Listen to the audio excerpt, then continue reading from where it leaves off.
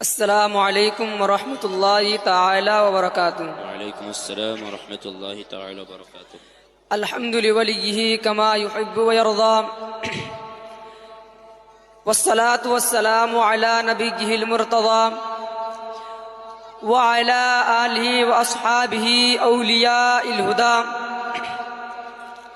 اما بعد فاعوذ باللہ من الشیطان الرجیم، بسم اللہ الرحمن الرحیم۔ وما آتاکم الرسول فخذوه وما نہاکم عنہ فانتہوا۔ صدق اللہ مولانا العظیم وبلغنا رسوله الکریم ونحن على ذلك لمن الشاہدین والشاکرین والحمد للہ رب العالمین۔ بادہ توحید کی مت والو، شمع رسالت کے پروانوں، قرآن مجید کے فداکاروں، غوث و خواجہ و رضا کے چاہنے والوں، آئیے ہم اور آپ مل کر مصطفیٰ جان رحمت، شمع بزم ہدایت، نو شہ بزم جنت، عرش کی زیب و زینت، فرش کی نکہت و نزہت، کانے لالے کرامت، غلے باغ رسالت، آفتاب رسالت، ماہتاب نبوت، جن کی پرچم عرش پر، جن کی شہرت فرش پر، جن کی شان انا اعطیناک الکوثر، یعنی احمد مجتبی محمد مصطفیٰ صلی اللہ علیہ وسلم کی بارگاہ مقدسہ میں درود پاک نذرانہ پیش کریں اور پڑھے باوجہ بلند صلی اللہ علی النبی الامی وعلی صلی اللہ علیہ وسلم، صلاۃ و سلام علیک یا رسول اللہ یا حبیب اللہ صلی اللہ علیہ وسلم۔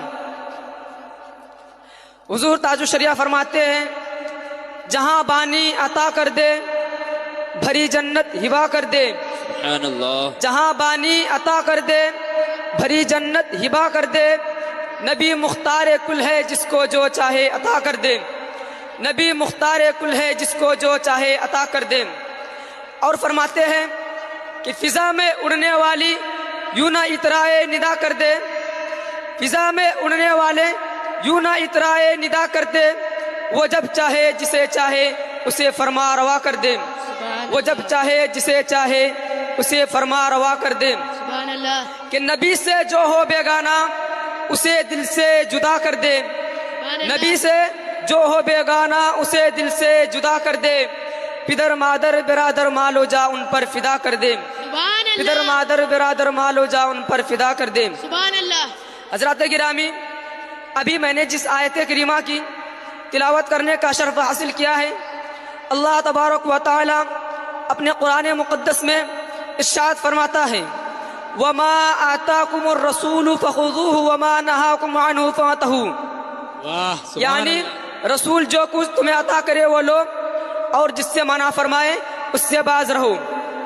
حضرات گرامی، اس آیت کریمہ سے میرے مصطفیٰ صلی اللہ علیہ وسلم کا اختیار ثابت ہوتا ہے، اور اختیارات مصطفیٰ ایک ایسا مسئلہ ہے جس پر سلف سے لے کر خلف تک، صحابہ سے لے کر ائمہ مجتہدین تک سب کا اتفاق ہے، اور سبھی مانتے آئے ہیں کہ رسول اکرم صلی اللہ علیہ وسلم کو اللہ رب العزت نے بے پناہ اختیار عطا فرمایا ہے، اور ہزارہ احادیث کریمہ سے بھی آقا صلی اللہ علیہ وسلم کا اختیار کا ثبوت ملتا ہے۔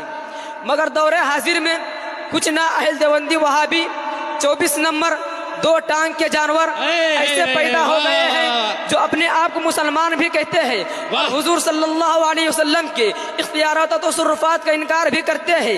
دیکھیے تقویت الایمان، اس کا مصنف اسماعیل دہلوی ہے، اس نے تقویت الایمان کے صفحہ نمبر 71 پر لکھا ہے کہ جتنے بھی اللہ کے مقرب بندے ہیں، خواہ انبیاء ہو یا اولیاء، وہ سب کے سب اللہ کے بے بس بندے ہیں، معاذ اللہ رب العالمین۔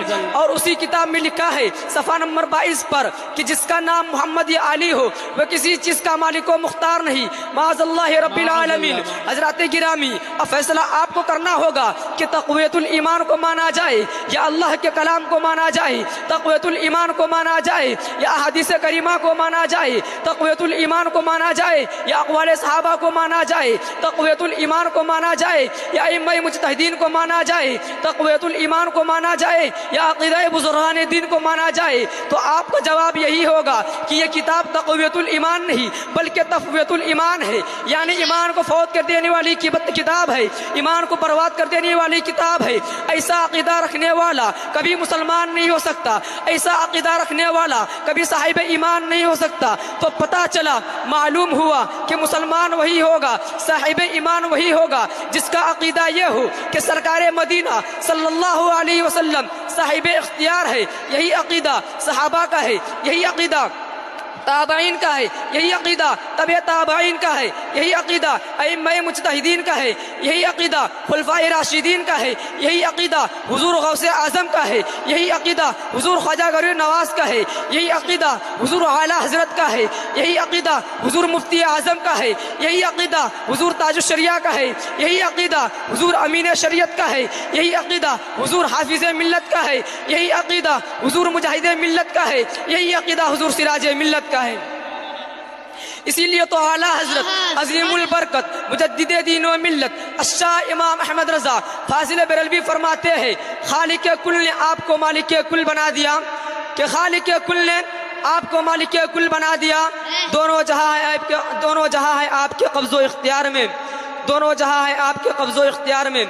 اور شاعر فرماتے ہیں، دنیا میں اگر کوئی بھی ایسا ہو تو بولو، دنیا میں اگر کوئی بھی ایسا ہو تو بولو، اللہ کے حبیب کے جیسا ہو تو بولو، گستاخیاں کر کے شب و روز وہابی، گستاخیاں کر کے شب و روز وہابی، سرکار کی خیرات نہ کھاتا ہو تو بولو، سرکار کی خیرات نہ کھاتا ہو تو بولو۔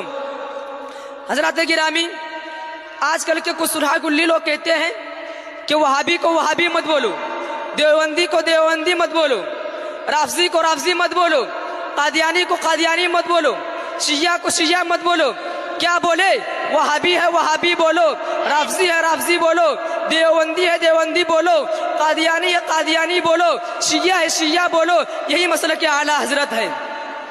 اسی لیے تو اعلیٰ حضرت فرماتے ہیں، وہ رضا کی نیزے کی مار ہے کہ عدو کے سینے میں غار ہے، کیسے چارہ جوئی کا وار ہے، یہ وار وار سے پار ہے، یہ وار وار سے پار ہے۔